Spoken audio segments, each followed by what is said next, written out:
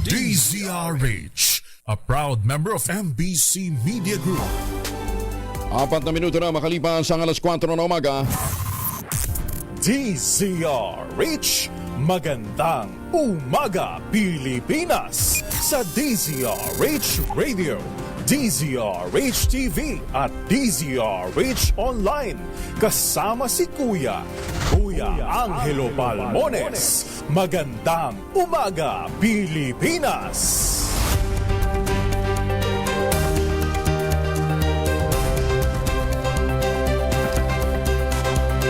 Biyernes na tayo ngayon, 4 ng Abril 2025. Sa ulo ng ating mga balita, Pilipinas pinatawa ng 17% na taripa ni US President Donald Trump. Mga miyembro ng gabinete binoykot ang ikalawang hearing ng komite ni Senator Amy. Cover up inilutang ng presidential sister. Senator Bato de la Rosa muling nagpakita sa Senado matapos ang pag-aresto kay Mayor Digong. Dumalo sa hearing para naman sa kontrobersyal na pag-aresto sa dating Pangulo. 3 Pinoy na inaakusahang espiya inaresto naman sa China. 17 inarestong OFW sa Qatar binigyan ng provisional release. Congressional aspirant sa Pasig City inupakan sa bastos na biro nito sa mga solo parent. Ala niya, gwapo siya. Hinatuan sa Surigao del Sur, nakaranas ng mapanganib na 46 heat index o 46 degrees Celsius na heat index kahapon. Bagong balita, bagong impormasyon. Kasama si Kuya Angelo Palmones. Magandang umaga, Pilipinas! Kasama pa rin natin ang buong radyo natin FM nationwide, ang ating Action Radio Station sa Luzon, Visayas at Mindanao. 91.7 BFM Radio sa Cebu at 94.3 FM sa Jensan. Sa detalye ng ating mga balita, 7 lugar sa Pilipinas ang nakaranas ng dangerous level ng heat index kahapon. Kasama na dito ang pinakamataas na 46 degrees Celsius heat index ng nararamdaman sa Hinatuan, Surigao del Norte. Ang iba pang nakaranas sa mapanganib na heat index ay ang Coron, Palawan at Butuan City. Nakaranas ng 43 degrees Celsius. 42 degrees Celsius naman sa Dumangas, Iloilo, Puerto Princesa City sa Palawan, Cavite City, Camiling sa Tarlac at Dagupan City sa Pangasinan.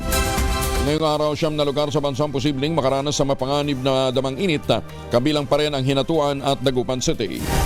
Ayon sa Pag-asa, kabilang sa mga lugar na maaaring tamaan ng higit 42 degrees Celsius na heat index ay ang Butuan City, Agusan del Norte, Dumanga sa Iloilo, Iloilo City, Biraca, Tanduanes, Puerto Princesa City at Coron sa Palawan.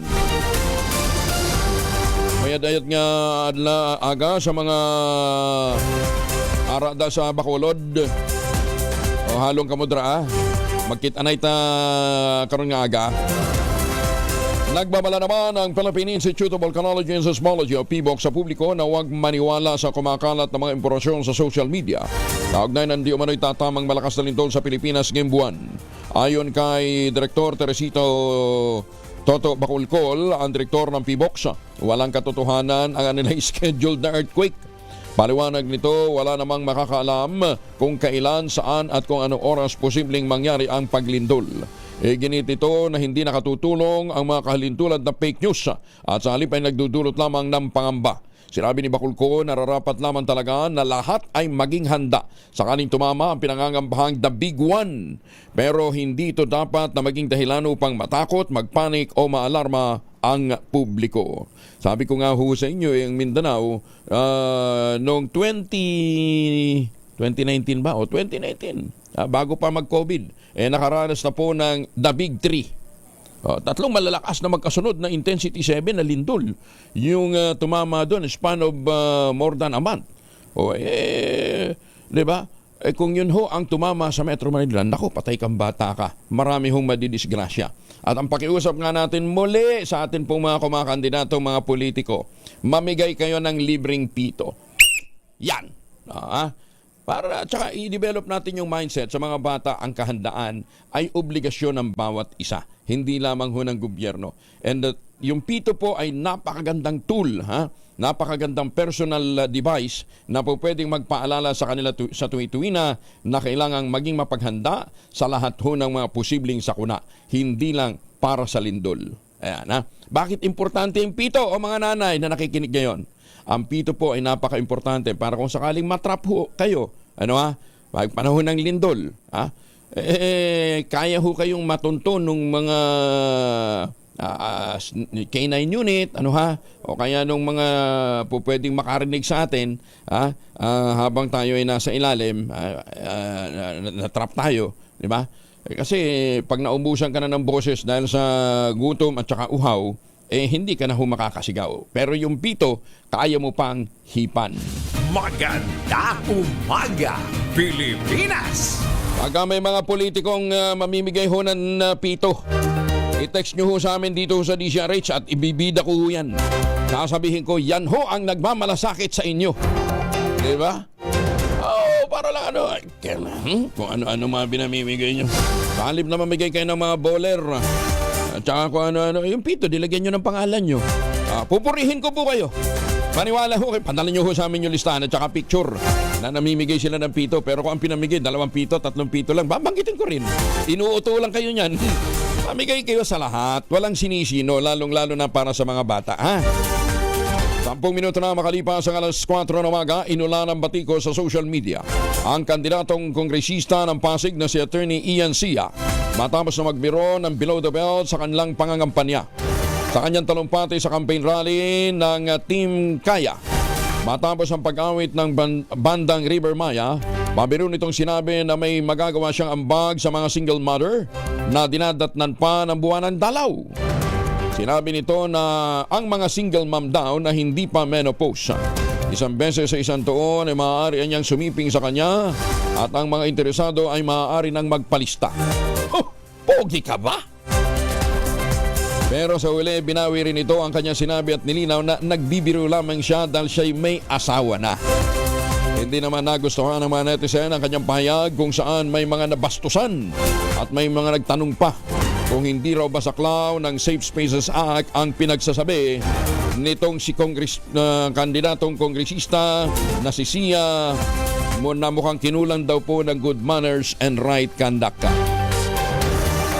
Umalma ang grupo ng mga solo parents sa bastos na biro ni congressional candidate attorney pa man din Christian Sia sa isang campaign rally. Ito ay matapos nga mag-viral sa social media ang pahayag nito na magagawa niya ng ambag ang mga single mom na dinadatnan pa ng buwan ng dalaw kapag sisiping sa kanya 1 beses 1 taon. Ayon kay Reddy Guzman, Secretary General ng National Council for Solo Parents at na third nominee naman ng bagong henerasyon, hindi nakakatawa, hindi katanggap-tanggap, nakagagalit, nakadidismaya ang nasabing pahayag. Ginit ni Guzman, hindi biro ang sakripisyo at hirap na pinagdaraanan ng mga solo parent, lalo na ang mga solo mothers at hindi dapat na ginagamit bilang paksa sa kabastusan para lamang makakuha ng atensyon. Maituturing din na niyang disrespectful, offensive ang biro ni Sia, lalo't walang lugar sa anumang political campaign ang tungkol sa pakikipagtalik dahil ang kailangan ng mga mamamayan ay public service, disente at sensitibong mga public servant. Magandang umaga, Pilipinas! Humingi na ng pamahinin si MMDA Special Operations Group Strike Force Head Gabriel Co kay Police Captain Eric Felipe at sa buong PNP matapos niyang pagalitan ang pulis dahil sa isang clearing operation sa Quezon City. Sa isang press conference, sinabi ni Go na hindi niya intensyong pahiyain ang pulis. Nilinaw niya na hindi tama nahaluan ng emosyon ng trabaho. Humingi rin si Go ng paumanhin kay Napolcom Commissioner Attorney Rafael Calinisan tungkol sa nangyaring insidente. Nagugat ang insidente nang mag-issue si Go ng ticket kay Felipe dahil sa motorsiklo ng pulis nakaparada sa sidewalk sa harap ng isang police station sa Quezon City. Humingi ng paumanhin si Felipe kay Go, ngunit hindi umano nagustuhan ng MMDA official ang paraan ng pagsusuri ng pulis. Bago ito, sinabi ni Calinisan na balak ni Felipe na maghain ng kaso laban kay Go na may kaugnayan sa libel at paglamag sa data privacy matapos i-upload ng MMDA official ang video ng naturang insidente na nag-viral pa online. Laya na ang 17 overseas Filipino workers sa Qatar na hinuli at ikinulong matapos na magsagawa umano ng demonstrasyon bilang suporta sa dating Pangulong Rodrigo Duterte.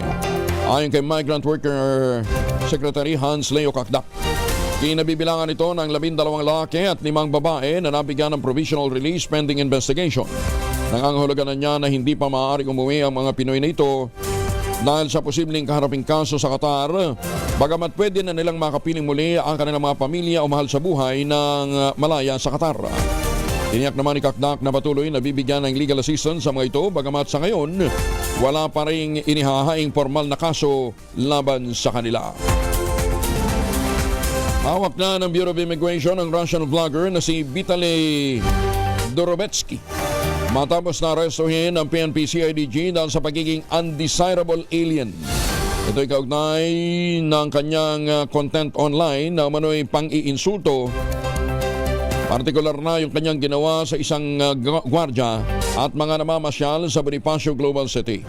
Ayon kay Immigration spokesperson Dana Sandoval, nakaditini na si Dorobetsky sa Camp Bagong Diwa sa Taguig habang inaayos ang kanyang deportation. Pero kung may magsasampa niya ng kaso laban sa vlogger, sinabi ni Sandoval na mananatili muna siyang nakakulong sa bansa bago ipa-deport pabalik sa Russia. Kung siya po ay kasuhan, kailangan po tapusin muna natin yung local cases niya dito sa Pilipinas bago po natin ma-implement yung deportation. So halimbawa, kasuhan po siya, hatulan po siya ng 5 taong pagkakakulong. Halimbawa, pwede po siya pakulong muna. Kailangan pong makulong muna siya dito bago po tayo mag-implement ng deportation. No remorse! Ganito naman ay nilarawan ng Bureau of Immigration ng Russian vlogger na si Vitaly Dorobetsky nang maaresto sa BGC dahil sa manoy panggugulo at pagnanakaw. Ayon sa spokesperson ng Bureau of Immigration na si Dana Sandoval, nag-flying kiss pa ang dayuhan sa kamera na waring nag-i-enjoy sa atensyon habang siya'y binabasahan ng Miranda rights.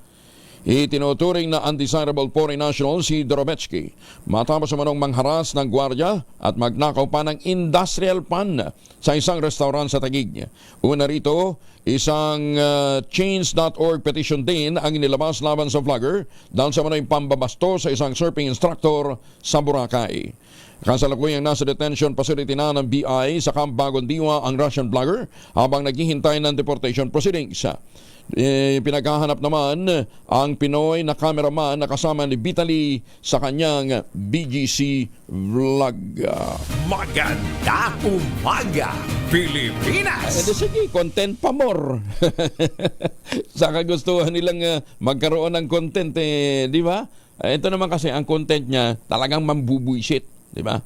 Gusto niyang makakuha ng mga negative reaction na nagpapapansin sa pamamagitan ng pang-iinsulto at pambubuisit.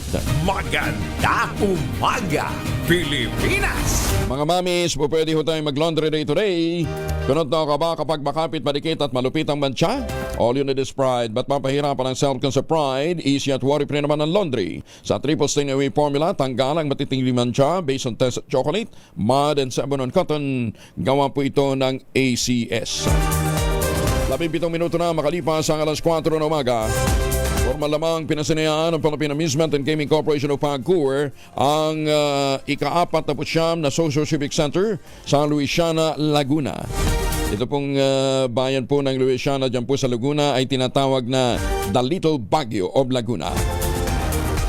Ang naturang pasilidad ay nagkakahalaga ng 50 million pesos. Itinayo sa barangay San Isidro at mapapakinabangan din ng 22 kalapit na mga barangay ng Luisiana. Ito pong 2 palapag na struktura ay magsisilbing community hub at isa ring evacuation center sa panahon ng emergency. Ayon kay Mayor Jumaper Uy Alvarez ng Luisiana, napakahalaga na magiging papel ng naturang Socio-Civic Center, hindi lamang para sa pag-unlad ng kanilang bayan, kundi sa paghahanda din ng lokal na pamahalaan para naman sa reconstruction ng kanilang municipal hall. Kabilang sa mga dumalo sa inaugurasyon, si PAGCOR Assistant Vice President for Community Relations and Services, Eric Balcos. Inimok nito ang mga residente na maging responsable sa paggamit ng naturang pasilidad nang sa gayon ay mapakinabangan ito hanggang sa susunod na henerasyon. Ay dalas-alas nakamove on na daw mula sa breakup nila ng kanyang asawa. Yan ang babalita sa atin ni Gorgie Rula. Gorgie, good morning! Mukhang unti-unti nang nakapag-move on itong si Ai de las Alas sa hiwalayan nila ng estranged husband niyang si Gerald Sibayan. Ipinost ni Ai kahapon sa kanyang Instagram account ang pagbati sa kanya ng isang close friend ng happy anniversary na ang tinutukoy nila ay ang wedding anniversary nila ni Gerald. Mukhang hindi aware ang kaibigan niyang magkahiwalay na nga itong sina Ai at Gerald at ginawa na lamang itong joke ng aktres, pero ipinost nga niya ito na kung saan ay ibinahagi niyang joke na lamang daw ang masakit na karanasang iyon. Ang sabi ni Ai, ang caption nito sa kanyang Instagram post, ang aga-aga habang may jet lag ako, eto ang chat sa akin ng isa kong best friend na wala ang jet lag ko, natawa talaga ako, pero 12 years ago hindi siya nakakatawa, pero it's true that time heals all wounds. 12 years ago, this journey was one of the most heartbreaking experiences in my life. It was devastating then, but today I look back with bittersweet smile. Time has turned the pain into laughter, though there's still a little ache in my heart. It's funny how life teaches you to heal, but the scars still carry a story. End of quote. Iyan ang ibinahagi ni Ai sa kanyang Instagram post na kung saan ay ang mga natutunan daw niya sa masakit na pinagdaanan niya sa kanyang married life. Gorgie Rula po nag-uulat mula sa showbiz ng DZRH, una sa Pilipinas, una sa Pilipino. Maraming salamat, Gorgie Rula. Samantala, alas 4:20 ang oras sa buong kapuluan. May mahiwagan tunog na tayo? Ala pa. Sige, Monday na. Masakit din sa bulsa yung 38,000 eh. Sweldo ko na ho ng 2 buwan yun. Sakit. Pero tuloy pa rin natin to, ha? Umaga, Pilipinas! Sabi ng winner natin, nung pinadala sa kanya yung pera, naku, finally, makakapagpalitada na ako ng bahay ko. Ayos din, ha? Bili ka na maraming bigas para ho sa mga, para sa pamilya, ha? Maganda umaga, Pilipinas! Mga misi, sa may araw ba si Mr. pag-uwi galing ng trabaho, may dalian sa germ sa katawan nila para labanan ang may araw at may pawis gamamit ang Shield Bath Soap regularly.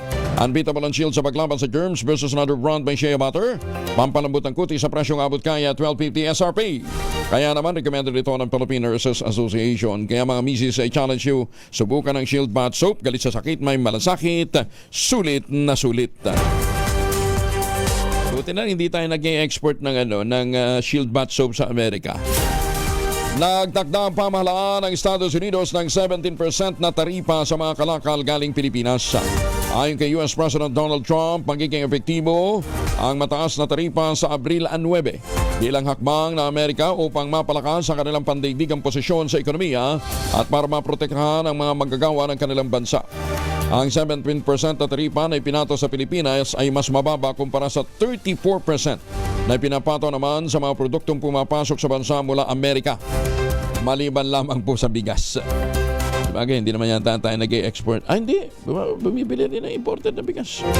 Samantala, base naman sa listahan na ipinost ni President Trump sa Truth Social, ang 17% na taripa sa mga produkto ng Pilipinas ay mas mababa pa rin kumpara sa taripang ipinapataw ng US sa iba pang mga bansa tulad ng Vietnam. Sa Vietnam, 46% eh. Thailand, 36%, Indonesia, 32%, Malaysia, 24%, Cambodia, 39%, habang tanging Singapore lamang ang pinatawan ng 10% tariff ng Amerika. Ano bang ina-export na? Wala naman yan. May export product bang Singapore? Kasi ang alam ko, business habang Singapore eh. Ang actually, ang pinatawan nila ng malaki ang Vietnam dahil nag-export din ng pagkain, So that intends to protect their farmers. Kasi bakit? Malaki din ang subsidiya ng gobyerno ng Amerika sa kanilang mga magsasaka doon. At saka sa Amerika, pag sinabi mong farmer, mayate yan. Malawak ko ang taniman yan. Dito sa atin, survival. Di ba? Ganun ho ang farmer sa kanila. Tapos, yung iba pang mga bansa na nag-e-export ng sasakyan nila. Japan, syempre. Wala na masyadong bumibili ng US brand na kotse.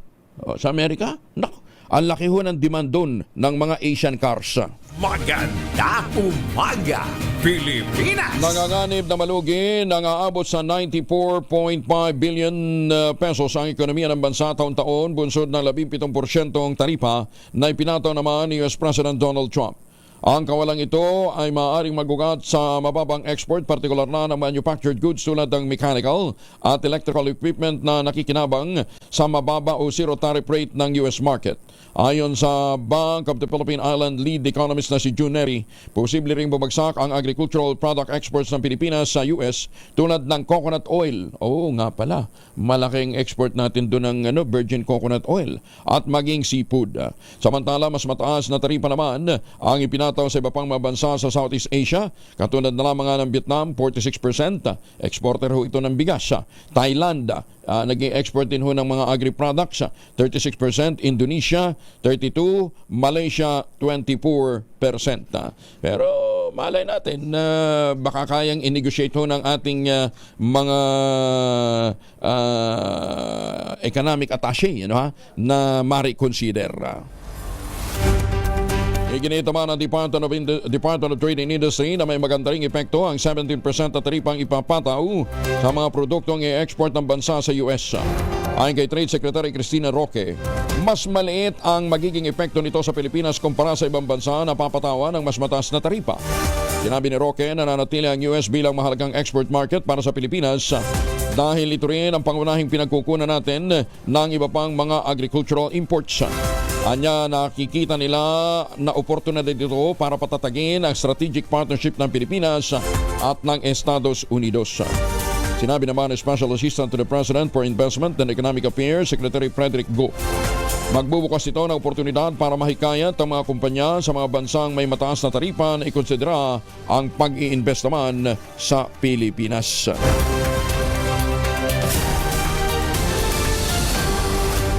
Top 3 most wanted person nadali sa Orion, Bataan. Detalye ng balita mula kay Danny Comilang, RH37. Danny, good morning. Sa malaking tulong ng ilang concerned citizen at isinagawang masusing surveillance, matagumpay na naaresto ng Orion PNP ang isang top 3 most wanted person sa lalawigan ng Bataan. Ayon sa ulat ni Orion Chief of Police, Police Major Mantayib Jalman, ang suspect ay kinilala ito na si alias Jerry, 41 anyos, residente ng Barangay General Limbilul, Orion. Siya ay may kasong paglabag sa Republic Act 9165 o Comprehensive Dangerous Drug Act of 2002. Ang pag-aresto ay isinagawa sa bisa ito ng warrant of arrest na inilabas ni Honorable Maricar Paloma de la Cruz Bubab, Presiding Judge ng RTC Branch 1, 3rd Judicial Region, Balanga City, Bataan. Pinangunahan ni Police Lieutenant Isagani Borja ang operasyon, katuwang ang Bataan 2nd PMFC at PIU Bataan, habang si Police Staff Sergeant Lawrence Tayo ang nagsilbing arresting officer. Matapos ang pagkakaresto, ipinalam sa suspect ang kanyang mga karapatan. Kasulukuyan siyang nasa kustodiya na ng Orion Municipal Police Station para sa dokumentasyon at kaukulang disposisyon. Danny Kumilang, RH37 DCRH, una sa Pilipinas, una sa Pilipino. Maraming salamat, Danny. May paaba kay kayungan sa ating mga kababayan dyan po naman sa Pampanga. May mga importanteng lakad ho tayo. Meron po tayong inirekomendang proteksyon ng pamilya laban sa mikrobyo. Magmao ng family alcohol. May dalawang formulation yan, ha?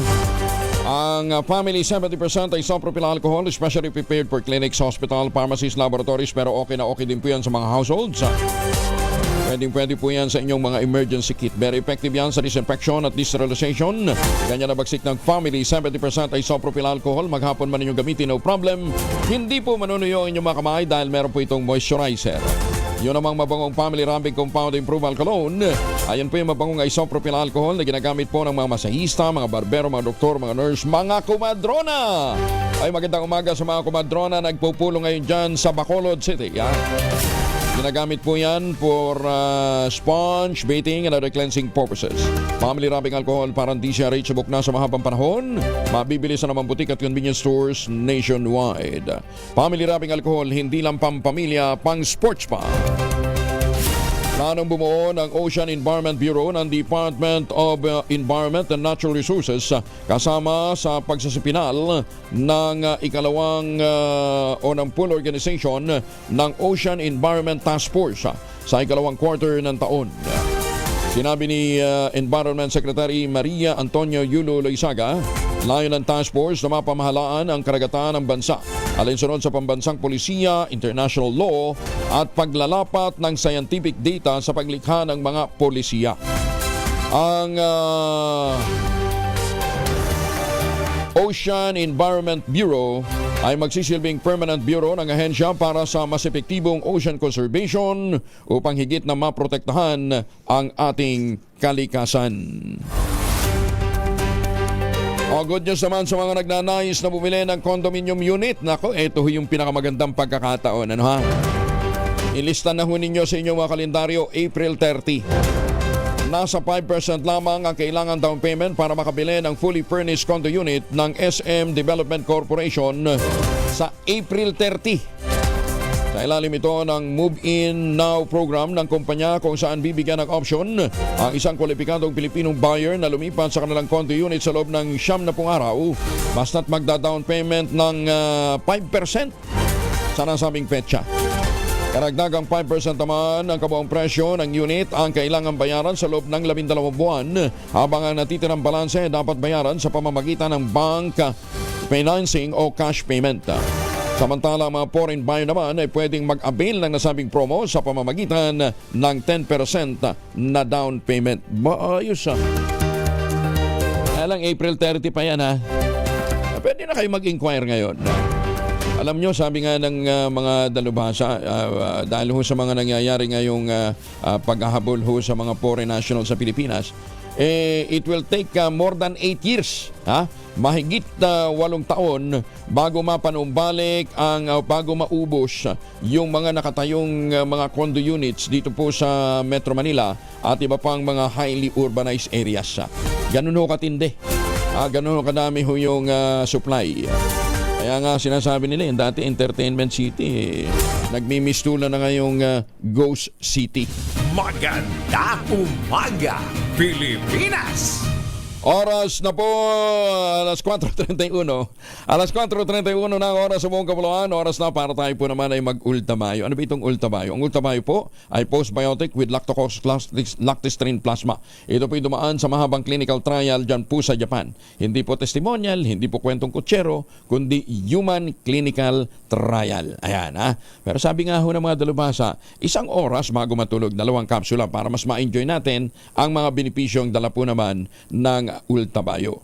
Ang bawat kapsula pala ng Ultabayo ay nagtataglay ng 50 billion cells ng lactococcus-lactestrin plasma. Kaya napaka-potent po nito na pagpasok ho sa ating sistema, sa ating katawan, na-activate po nito yung PDC, yung plasmacytoid dendritic cell. Yan po yung tinatawag na commander ng ating immune system at siyang nagtataboy ng mga toksin sa ating katawan habang tayo po ay natutulog. Kaya nalalabanan nito ang pagod, puyat at stress. Ayan ha. Ilan lamang yan sa mga benepisyo po ng Ultamayo. Kung may mga concerns pa ho kayo, po pwede kayo mag-text sa 0917-110-6580. May mga medical experts po nakastambay dyan, handang sagutin ang inyo pong mga medical questions. Ayan ha. Ang Ultamayo po ang kauna-unahang postbiotic food supplement na rehistrado sa Food and Drug Administration, halal certified. Available po ito sa Mercury Drug, Amesco Drug, Passmed Pharmacy, John's Pharmacy at Curamed. Pero wag natin kalimutan ha, ang Ultamayo ay hindi gamot at hindi dapat gamitin panggamot sa anumang uri ng sakit. Magandang umaga, Pilipinas! 32 na makalipas ang alas 4, hindi maiwasang magduda ni Senator Amy Marcos sa may cover-up sa kontrobersyal na pag-aresto kay dating Pangulong Rodrigo Duterte matapos isnabin ng mga cabinet member ang ikalawang pagdinig na pinamumunuan niyang Senate Committee on Foreign Relations. Sa pagsisimula ng hearing, nagtanong si Senator Amy na secrecy na ba? Hindi transparency ang pinag-uusapan ngayon. Idinin niya ng pag-iwas sa katotohanan ay parang pag-utangan niya na may interes na lalong lalaki ang atraso habang hindi binabayaran. Nirerespetuhan niya ang doktrina na executive privilege pero hindi ito maaaring gamiting blanket shield upang ilaga ng mga tanong at paanyaya ng Senado. Binigyan din pa ni Senator Amy na hindi saklaw ng sub judice ang Senate inquiry in aid of legislation dahil mahalaga ang investigasyon ng legislatura sa paghulma at pagpapalakas ng mga batas batay naman sa desisyon ng Korte Suprema. Binanggit din niya ang kasabihang hidden truths are unspoken lies o ang katotohanan ng itinatago ay kasinungalingan at mukhang ganito nga ang nangyayari ngayon. Maari mong iwasan ang pagharap ngayon sa araw na ito, pero darating din ang araw ng paniningil. Marami pang mga tanong na nangangailangan ng sagot at napakarami nating mamayan na nagpadala ng iba't ibang dokumento, impormasyon at ebidensya. At pagkakataon sana ang hearing na ito para magpaliwanag ang ating mga cabinet members sa taong bayan. Sa usapin namin ng subjudice, alam natin at alam higit sa lahat ng ating dating Chief Justice na ang Korte Suprema na mismo ang nagsabi na hindi ito nalalabag kapag Senate inquiry in aid of legislation. Hindi ito saklaw ng karaniwang subjudice na nagbabawal isa publiko ang mga bagay na liniliti sa Korte.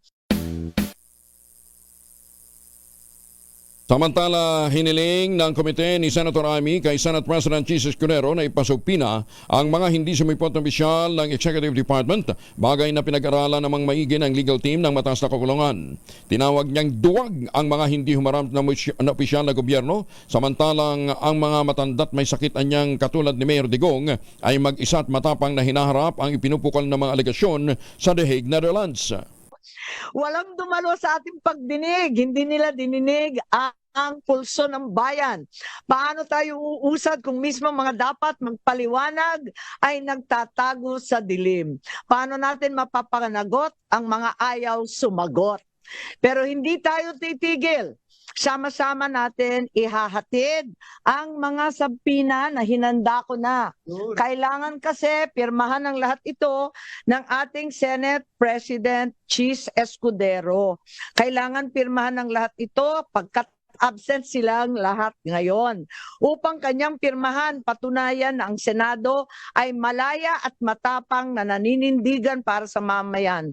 Sambayan ng Pilipino ang masusunod.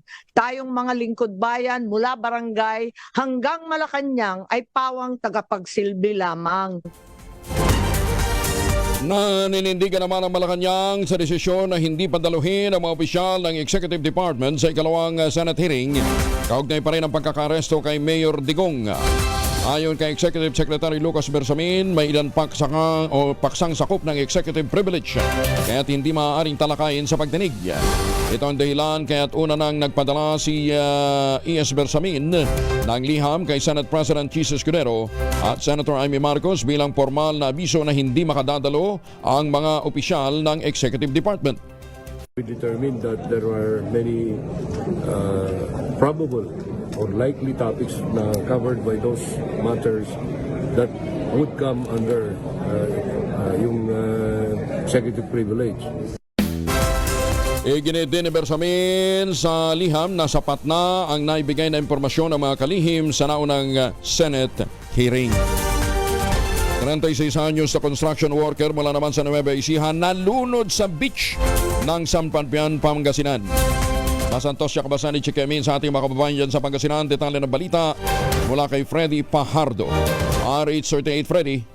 Masantos siya kabosan Kuyang Angel. Ang masaya sanang outing ng magpapamilya na uwi sa trahedya ng isa sa kanilang kasamay nalunod sa beach sa San Fabian. Sa ulat ni OIC Chief of Police Lieutenant Colonel Danilo Perez, 1:15 ng hapon nagresponde ang kanyang mga tauhan sa reported drowning incident sa beach sa barangay ni Baliw West at nabatid na ang biktima ay kinilalang si David Mendoza Villaspier, 36 anyos, binata construction worker sa residente ng barangay Villa Flores, Cuyapo, Nueva Ecija. Sa investigasyon, nabatid na naglalangoy ang biktima kasama ang isang Jimmy Domingo, 18 anyos, nang hampasin sila ng malaking alon at kapwa sila natangay sa malalim na bahagi ng dagat na pinilit umano ni Domingo na makalangoy patungo sa tabi. Subalit hindi niya nakita si Villasper kaya humingi na sila ng tulong sa mga autoridad at magkatuwang na nagsagawa ng search and rescue operation ang MDRRMO at Philippine Coast Guard na makalipas ang ilang oras na recover ang wala ng malay na katawan asawa ng biktima na dinala pa sa paggamutan subalit idineklarang dead on arrival na ng atinding pisisyan. Kahapon na inuwi na rin ng kanyang mga kaanak sa Coyapon, Nueva Ecija ang mga labi ng biktima. Ito si Freddy Fajardo Aristarte nag-uulat para sa DZRH, una sa Pilipinas, una sa Pilipino. Maraming salamat, Freddy. Magandang umaga, Pilipinas! Nangako naman si House Speaker Martin Romualdez sa tutugunan niya ang pangangailangan ng mga irrigators na tinatawag niyang bayani ng agrikultura. Malaki niya ang papel ng mga ito sa agricultural sector ng bansa. Bilang House Speaker, personal na umano niyang tututukan ang pagbuo ng mga polisiya at budget para sa agrikultura upang matiyak na may puwang ang boses ng mga magsasaka. Tugon ito ng hinaing mula sa mga magsasaka na humihiling nga ng mga farm inputs, makinarya, subsidiya, insurance, water permits at maging ang hanggang ng scholarship para sa kanilang mga anak. Kaagnan nito hinimok ni Romualdez sa mga leader ng mga Irrigators Association at farming organizations na aktibong makiisa sa mga pagdinig ng Kongreso para maitaas din ang kanilang para itaas ang kanilang mga karaingan. Pumirma naman sa isang Memorandum of Understanding ang Department of Agriculture at ang Philippine Postal Corporation o PhilPost upang itatag ang partnership na naglalayong palawakin ang Kadiwa ng Pangulo Program sa buong bansa. Ang Kadiwa ng Pangulo Program ay dinisenyo upang magbigay ng abot kaya subalit de kalidad na pagkain direkta mula sa mga maliliit na magsasaka at mga mangingisda para sa mga Pilipinong mamimili. Naglalayon nitong palawakin din ang saklaw sa pamamagitan ng post offices sa buong bansa. Ang kasunduan ay formal na sinelyuhan ni Agriculture Secretary Francisco Chu Laurel Jr. at PhilPost Executive Officer Luis Carlos at na magkakaroon ng kolaborasyon ng dalawang ahensya upang ipromote ang seguridad sa pagkain, pagandahin ang buhay ng Filipino consumers at maging accessible ang mga mahalagang pagkain lalong-lalo na sa mga pamilyang salata sa pinansyal na kakayahan. Ay, magandang umaga din po sa ating mga magniniyog na mga magsasaka natin dyan po sa lalawigan ng Quezon na ngayon hindi na lamang umaasa sa kopra at iba pang mga aning bukid. Meron na silang sariling brand ng tsokolate, ang Tangerine Chocolate. Available yan sa 0919-095-5935. Sa tulong nga po ni Dr. Helen Tan, yung pong mga planting material ng kakao galing Davao, hinakot po yan para maitanim sa ilalim po ng mga nyugan. Kaya ngayon nagpuproduce na ho sila ng dekalidad na cacao beans. Ayan. Yan po yan ang pinaprocess para maging Tangerine Chocolate. Yan. May magit 10 variants ng Tangerine Chocolate. Yung pong mga raw materials ito ay galing din sa ani ng mga magsasaka. I-check po ninyo sa tangerinechocolate.ph. Ang sabi nga po ni Dr. Helen Tan, sino bang magmamalasakit sa Pilipino kundi ang kapwa Pilipino? Kaya sa bawat tangkilik natin ng Tangerine Chocolate, pinalalakas natin ang loob ng ating mga magsasaka, pinalalakas natin ang ating lokal na ekonomiya. Tangerine Chocolate, 100% gawang atin, kaya ating tangkilikin. Magandang umaga, Pilipinas! Delivery van driver hinold up sa Tubungan, Iloilo, tinatayang 50 milyong piso ang nakuha ng mga sospek. Talaga wala nang pinapatawad itong mga demonyong hold upper ngayon. Detalye ng balita mula kay Aini Grace Bravo, RH39. Mahinga aga, Aini. Iniimbestigahan na ng mga pulis ang inireport ng delivery van driver na hinold up siya sa barangay Tiniente Benito sa bayan ng Tubungan, Iloilo. Ayon kay Police Captain Alberto Mangalimutan Jr., officer in charge ng Tubungan Municipal Police Station, ipinaalam sa kanila ng mga pulis sa katabing bayan ng Leon na nag-report ang driver sa nangyari sa kanya. Galing sa bayan ng Tubungan ang delivery van at papunta sa bayan ng Leon nang hinold up ng 2 lalaki. May baril ang mga suspect ayon sa driver. Dahil sa takot, ibinigay ng driver ang kanyang bag na may lamang tinataya sa 50,000 pesos. Patuloy pa na inaalam ng mga pulis ang identity ng mga suspect. Mula sa Action Radio Iloilo, ito sa RH39, I'm Grace Bravo para sa DZRH, una sa Pilipinas, una sa Pilipino. Magandang umaga, Pilipinas! Damong salamat, Aini. Binisita naman ni Senator Bongo ang munisipalidad ng Lala. Ito ay sa Lanao del Norte upang saksihan ang turnover ng Super Health Center, isa sa 10 pasilidad na binuhusan ng pondo sa lalawigan na nagpapakita ng kanyang mitiing ilapit ang healthcare sa grassroots communities. Sa kanyang pagsasalita sa harap ng mga lokal na opisyal, mga health worker at mga residente, sinabi ni Senator Go na ang nasabing proyekto ay bahagi ng kanyang pangako na iangat ang buhay ng mga Pilipino, partikular na ang mga underserved communities. Binigyan din pa ni Senator Go ang kahalagahan ng pagpapabuti sa accessibility sa pangangailangang pangkalusugan, partikular na sa mga malalayong komunidad, na bahagi ng kanyang pangakong ilapit ang serbisyong medikal sa mga komunidad upang matiyak ang napapanahon at sapat na pangangalagang pangkalusugan. O tinapos na po ng Korte Suprema ang oral argument sa mga petisyong may kinalaman sa legalidad ng paglilipat ng sobrang 89.9 billion pesos na pondo ng Philippine Health Insurance Corporation o PhilHealth patungo sa National Treasury. Sinabi ni Chief Justice Alexander Gesmundo, lahat ng mga maestrado ay nakapagtanong at nakapag-interpolate kaya't tinapos na nila ang public debates. Kasunod dito, kailangang magsumite ng mga partido, pati na yung mga amicus curiae o friends of court ng kanilang memorandum sa loob ng 30 araw. Matatanda ang February 21 nung magsimula ang nasabing oral arguments, isinagawa rin sa loob ng 5 magkakahiwalay na araw. Kabilang sa mga petitioners, sina Senator Aquilino Coco Pimentel, mga kinatawan ng Bayan Muna at One Sambayan Coalition sa pangunguna ni dating Supreme Court Senior Associate Justice Antonio Carpio. 46 million pesos na halaga ng indemnity claims ng mga magsasaka sa Eastern Visayas na ibigay na ng PCIC. Detalye ng balita mula kay Jimmy Angay-Angay, RH32, maupay nga agad, Jimmy. Pumalo sa 46 milyong pisong halaga ng insurance claims ang binigay ng Philippine Crop Insurance Corporation sa mga magsasaka sa Eastern Visayas. Ito ang sinabi ni PCIC Regional Manager Maria Fatima Ragrag Marino sa isang panayam. 13,241 ang magsasaka na bigyan ng insurance claims na karamihan sa mga ito ang sakahan inatake ng insekto na mga tanim na palay at may ilan naman na may insurance claims sa livestock at fisheries. Payo ng Philippine Crop Insurance Corporation sa mga magsasaka, lalo na hindi pa nakatanggap ng indemnity claims, ay pumaroon lang sa pinakamalapit na PCIC Satellite Office Tacloban, Liti at Samar na batid na bibilis ng processing ng kanilang tanggapan sa insurance claims para magamit agad ito ng mga magsasaka. Mula dito sa DYVL Action Radio Tacloban, ito si RH32 Jimmy Angay-Angay para sa DZRH, una sa Pilipinas, una sa Pilipino. Magandang umaga po sa mga Pilipino dyan sa Taiwan. Ingat kayo ha. Mukhang tumitindi daw yung tensyon. Pero actually military exercise lang yun ha. Magandang umaga din po sa mga suki natin dyan sa Taguig. Siniguro naman ni Las Piñas Representative at Senatorial Candidate Camille Villar ang kanyang patuloy na suporta sa infrastructure project at sa sektor ng agrikultura ng Pangasinan. Kasunod dito ng pagbisita ng mababatan sa Bolinao, Pangasinan, kung saan formal siyang inendurso ni Pangasinan Governor Ramon Guico III. Ayon kay Villar, ipinagpapasalamat niya ang suportang nakuha mula kay Governor Ramon Guico, Vice Governor Mark Lambino, Pangasinan First District Representative Arthur Celeste, Abono Party List Representative Bobby Estrella at sa buong Team Aguila. Bilang pagpapasalamat naman sa patuloy na suporta sa kanya, sinabi na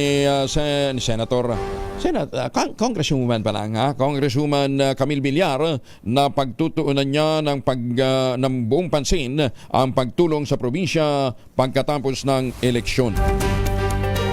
Ay, magandang umaga din kay Governor Ramon Guico Gob, maganda yung programa nyo para sa pagpapalakas ng salt industry dyan po sa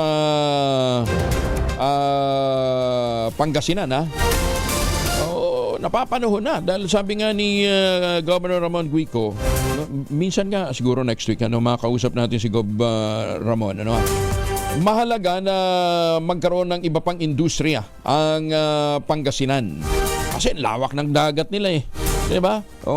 Sabi niya meron na mga initiative ngayon pero limitado pa lamang sa iilang bayan. Mga appointed BTA Parliament members ng BARM inaasahang magre-resume na sa kanilang sesyon sa April 8. Detalye na balita mula kay Jun Di Bakutak, RH19. Assalamualaikum, Brother Jun. Alaikum assalam, Kuyang Angel. Sa muling pag-resume ng BTA Parliament sa April 8, 2025, inaasahan ang tripleng kayod ng mga appointed BTA members upang mahabol ang mga mahahalagang legislation bago sumapit ang panahon ng nakatakdang first BTA Parliament election ng BARM sa October 2025. Kabilang sa mga BTA members, Malacanang appointee ay si Attorney Nagib Sinarimpo na ayon sa kanya ay kailangang mapapadali ang enactment ng mga nakabinbing legislative agenda, partikular ang Revenue Code at iba pang mahahalagang legislation na ipropose niya tulad ng Salamat Excellence Award na intended para sa mga performing chief executives sa buong BARM region. Kabilang din sa mga nais mabigyang pansin ni MP Attorney Sinarimpo ay ang Energy Code na siyang magiging guidance sa exploration, development ng oil, natural gas at iba pang minerals na nakadeposito sa lupain ng Bangsamoro. Maiksi man umano ang panahon, kailangang busisiin umano kung mayroon bang pending bill sa Energy Code. Nangailangan din umano ng analysis and review sa current structure ng bureaucracy na kabilang sa Bureau Department ng Menrebarm.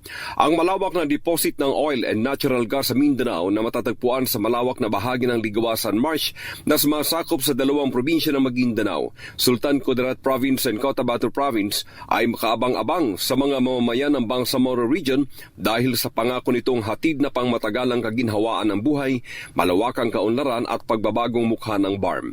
Ayon sa mga kasamahan ni MP Attorney Nagib Sinarimpo, ang expertise nito bilang abogado at nagsilbing member of MILF panel sa peace process at kabilang din sa mga brain na bumuo ng MILF political party ang UBJP, naging Ano nangyari? Bigla na putol si June. Ang ganda talaga ng serbisyo ng mga telco natin dito sa Pilipinas. Ano ha? Maganda umaga, Pilipinas! Sokran June, maraming salamat. Isinailalim na sa Comelec Control ang Dato Udin Sensua at Maguindanao del Sur. Kasunod dito na naganap na ambush noong nakarang linggo na ikinasawi ng Comelec official na si Bay Maceda Lidasan Abu at ang asawa nitong si Dato Jojo Abu. Ayon kay Comelec Chairperson George Garcia, hindi pinaburaan ng poll body ang panukalang ilagay ang buong probinsya sa superbisyon ng Comelec.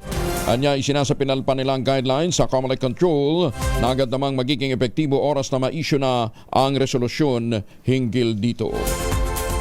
Alas 4:50 ang oras sa buong kapuluan, pinalalahan na naman ang 106 Trabaho Party List sa mga employers. Dapat ilabas on time o sa tamang oras ang final pay ng mga empleyadong umalis na sa kumpanya. Ayon sa 106 Trabaho Party List nominee na si Ninay Chavez, dapat sumunod ang mga employer sa batas sa napapanahong pagpapalabas ng separation pay ng mga umalis na mga gawa alinsunod sa advisory ng Department of Labor and Employment.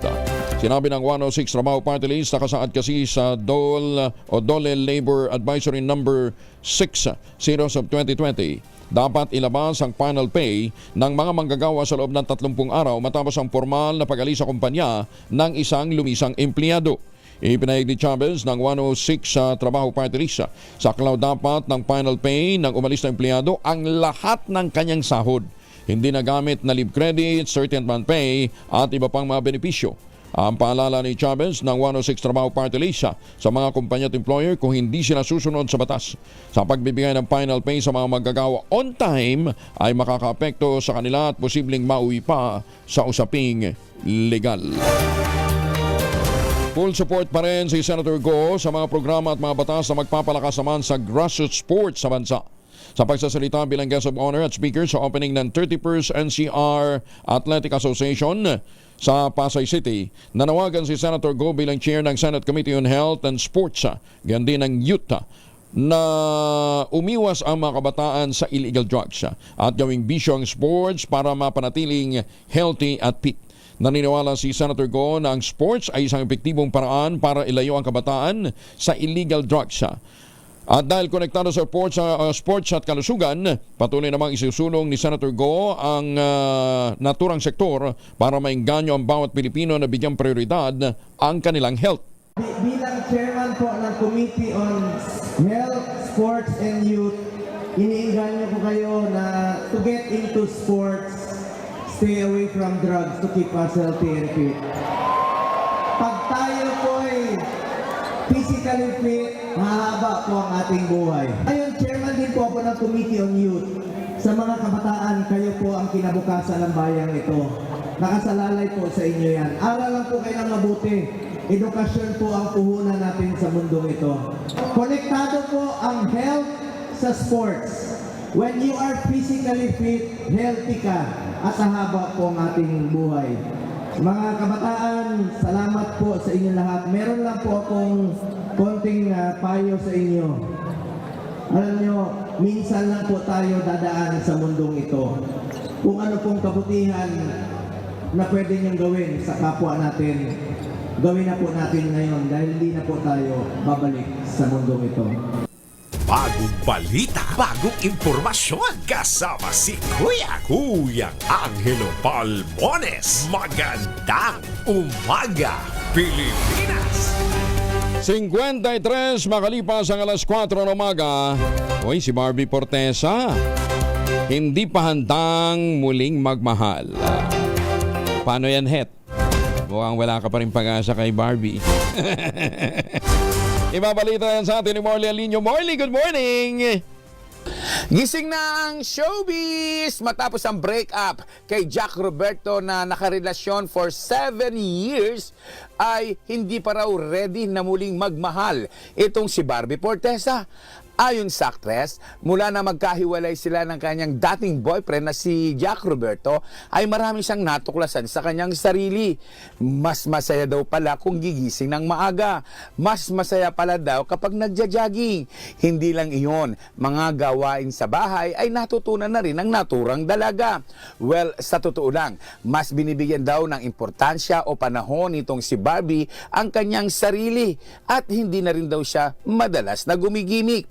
Well, sa totoo lang, natuklasin pa rin nitong si Barbie na mas okay ang mag-isa kesa naman may relasyon na wala namang patutunguhan. Nako, sabi pa ni Barbie, eto nakakaloka sa super mega nakakabaliw. Sa ngayon daw, after breakup, ay hindi muna siya iibig muli. Sarado daw muna ang kanyang puso sa usaping pag-ibig. Sabi niya, so yun, I'm falling in love with myself every day. Yun daw, nai-in-love daw siya sa kanyang sarili at ang dami-dami daw niyang natutuklasan.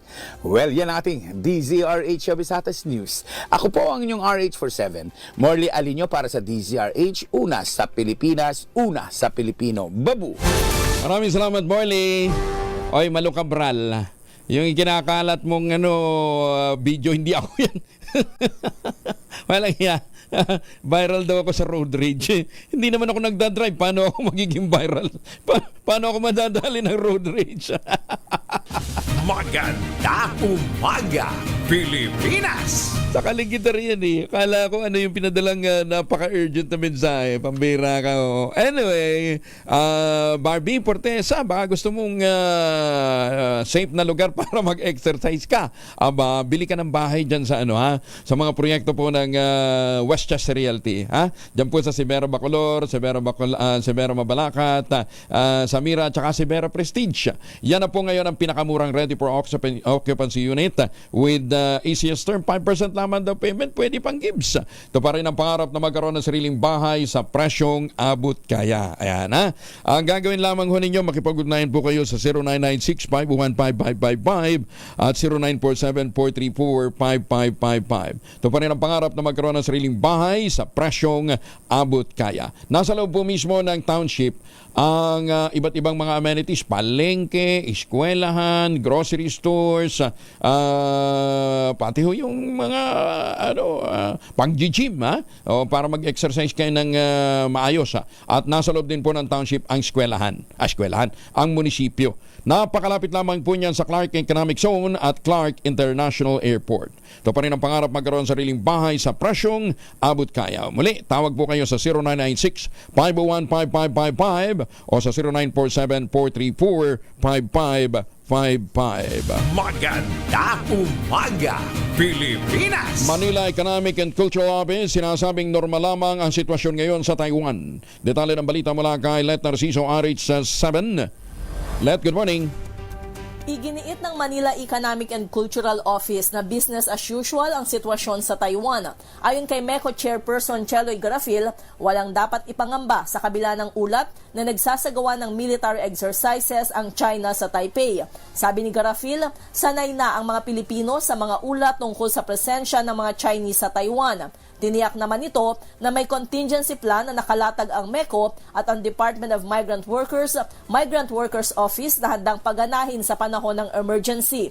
Binanggit rin ni Garafil na mahigpit ang kanilang koordinasyon sa mga otoridad doon para sa ano pa mang security concerns. Pero sa ngayon, wala anyang dapat ipag-alala dahil nasa maayos at ligtas na kalagayan ang mga Pilipino sa Taiwan. Ginawa ng MECO ang pahayag kasunod ng paalala ni AFP Chief of Staff General Romeo Browner sa Northern Luzon Command na maging handa sakaling kailanganin ng tulong ng mga OFW sa Taiwan. Ito si Let Narciso para sa DZRH. Una sa Pilipinas, una sa Pilipino. Maraming salamat na Let. Tuwan-tuwa si Malu Cabral, oh. Nakakita siya ng, oy, hindi ako yan, ha. Bira ka, oh. Hindi ako nagdadrive. Kaya wala akong problema kahit na makipag-awa, makipag-gitgitan yung mga taxi at mga jeep, ha. Wala kayong mapapala sa akin. Bakit? Natutulog ho ako habang bumibiyahe sa sasakyan. National Most Wanted ng Agusan del Norte, 8 taong nagtago ay narestado sa Eastern Samar. Detalye na balita mula kay Jane Galit Bantayan, Aris 34, may nga aga, Jane. Eastern Samar ang matagal ng target ng otoridad na isang National Most Wanted sa Agusan del Norte. Sa report ng PNP Eastern Samar, 18 taon itong nagtago sa batas matapos sa sampahan ng kasong rape. May inilaan ng monetary reward ang gobyerno nagkakalaga ng 130,000 pesos sa sino man ang makakapagturo sa kinaroroonan nito. Arestado ito sa Joint Law Enforcement Operation ng Police Regional Office 8 sa Barangay San Miguel, Loriente, Eastern Samar. Sa report ng PNP, kinilala ito sa alias na si Sunny, isa ng senior citizen ngayon na nasa 65 taong gulang na, isang magsasaka at residente naman ng Barangay Maginda, Butuan City, Agusan del Norte. Ito ay may warrant of arrest sa kasong rape mula naman sa Regional Trial Court, 10th Judicial Region Branch 1, Butuan City, taong 2007 pa at wala itong piyansa. Matagal na itong National Most Wanted person. Ang monetary reward na nagkakalaga ng 130,000 pesos ay bate naman sa DILG Memorandum Circular number 2025-026, March 14, 2025. Kasama sa operasyon ng Provincial Intelligence Team, Eastern Samar Regional Intelligence Unit, Regional Intelligence Division, at kasama rin ang Provincial Intelligence Unit ng Eastern Samar Police Provincial Office at Agusan del Norte Regional Intelligence Unit at Loriente Municipal Police Station. Tumanggap naman ang papuri mula kay Brigadier General J. Kumikat, Regional Director ng PRO8, ang operating units sa matagumpay na pagkakahuli sa high-profile fugitive. Mula sa Aksyon Radyo Katarman sa lalawigan ng Northern Samar, RH34 Jane Galit Bantayan, una sa Pilipinas, una sa Pilipino. Maraming salamat Jane Galit Bantayan. Maupay nga aga sa mga suki natin dyan sa bandang Leyte, ha? Ay, magandang umaga po sa mga suki natin sa iba't ibang panig ng mundo. Evan Lang dyan po sa Las Vegas, ha? Pero huwag natin kalimutan ang ating mga Midnight Singers na araw-araw din pong nakatutok sa atin. Si Boss Manny, si Tita Cora, si Jun Lambao, at saka si Tita Lloyds, si Ma'am Linda, at saka si Sir Art, ha? Gandahan nyo ang inyong mga pagpapractice para sa inyong nalalapit na roadshow, ha? Pupunta pa yata sila ng Canada. Balupit, ano, ha? Congratulations. Oy, sa lahat ng mga nagbe-birthday ngayon, magandang umaga din and happy birthday. Sarap ng birthday nyo, ha? Weekend. Paano po? Teka muna, ha? Magpapaalam muna. Dadako muna tayo sa second half ng ating pong programa. And again, congratulations po doon sa tagang mga Tarem, Pangasinan na nanalo ng 38,000 sa ating mahiwagang tunog. Magandang umaga, Pilipinas! Kauna-unahan sa Pilipinas. Manila Broadcasting Company. DZRH, a proud member of MBC Media Group. Ay, Brian Posadas, 3 minuto na makalipas ang alas 5 ng umaga. DZRH, magandang umaga Pilipinas sa DZRH Radio, DZRH TV at DZRH Online. Kasama si Kuya Angelo Palmones. Magandang umaga Pilipinas. Balik tayo sa mga balita. Kakalas na sa International Criminal Court ang Hungary matapos ang pagbisita ni Israeli Prime Minister Benjamin Netanyahu sa naturang bansa. Ayon kay Gergely Gulyas, Chief of Staff ni Prime Minister Viktor Orban, ang desisyon ay lunsunod sa constitutional at international legal obligations ng bansa. Matatandaan na kabilang si Netanyahu sa inisyohan ng ICC ng arrest warrant dahil sa manoy war crimes nito sa Gaza. Lupit ng war crimes sa Gaza. Ha? Doon talaga may mga patayan, di ba? At yun talaga may direktang utos si Prime Minister Netanyahu. Pero hindi kayang implement ng ICC yung kanilang arrest order. Dapat siguro imbitahan nila si General Nick Torre. Si Grace Castañeda ng Pag-asa kasama natin. Ma'am Grace, good morning. Yes, good morning din po, Sir Angel, at sa ating mga taga-subaybay. Sa kasalukuyan po, wala tayong minimonitor na bagyo or low pressure area sa anumang bahagi ng ating bansa. Ngunit yung area po ng Mindanao or malaking bahagi po ng Mindanao ngayong araw makakaranas po ng mga pag-ulan, pagkilat at pagkulog. Dulot po ito ng IPCZ. Partikular na nga po yan sa Davao Region, Soc-Sargen, Surigao del Sur, maging sa Basilan, Sulu at Tawi-Tawi. And ito po mga pag-ulan nito ay mga katamtaman at kung minsan ay mga malalakas na pag-ulan na maaari pa rin po magdulot ng mga pagbaha at pagguho ng lupa. So pag-iingat po para sa ating mga kababayan dyan. And nakikita din po natin na magpapatuloy po yung mga pag-ulan nito sa mga susunod na araw, lalong-lalo na po yan dito sa may silangan at sa may katimugang bahagi ng Mindanao. Samantala, yung northeasterly wind flow naman ay nakaka-apekto pa rin po sa bahagi ng northern Luzon, kung saan magdadala din ito ng maulap na kalangitan sa Batanes at Babuyan Islands, and sa buong bahagi po ng northern Luzon, kasama na nga po dyan yung Ilocos Region, Cordillera Administrative Region at nalalabing bahagi pa ng Cagayan Valley, ay magdadala din po ito ng mga may hinang pagulan or pag-ambon. Samantala dito naman sa Metro Manila, maging sa nalalabing bahagi ng ating bansa, patuloy po magiging bahagyang maulap hanggang sa maulap yung ating kalangitan. Mainit pa rin po yung panahon na mararanasan natin, lalong-lalo na sa tanghali, at yung forecast heat index po natin for today dito sa Metro Manila ay magre-range from 38 to 40 degrees Celsius. Samantala, meron pa rin po tayong posibilidad ng mga isolated na mga pag-ulan, pagkilat at pagkulog. Dulot po ito ng easterlies, lalong-lalo na dito sa may silangang bahagi ng Southern Luzon at Visayas. So muli po, pag-iingat pa rin sa ating mga kababayan sa posibilidad ng mga pagbaha at pagguho ng lupa. At yan po muna ang latest dito sa Weather Forecasting Center ng Pag-asa. Grace Castañeda, magandang umaga po. Grace, so Dagupan at ano pa yung isa na minomonitor natin na kahapon may mataas na heat index? Nung mga nakaraang araw po yung Iba Zambales. Iba Zambales. Opo, kung saan kahapon naman po sa Iba Zambales yung natala po natin is 39 degrees Celsius, and ngayon po forecast heat index po natin is 39 degrees Celsius po. Samantala sa Dagupan City, Pangasinan, ngayong araw po is 44 degrees Celsius po yung forecast heat index. Naku, ganun katinding init. Sabagay, tabing dagat yan, ano ha? Yes po. Ma'am Bacolod, kasi magmo-motorcade yata yung mga kumadrona dun.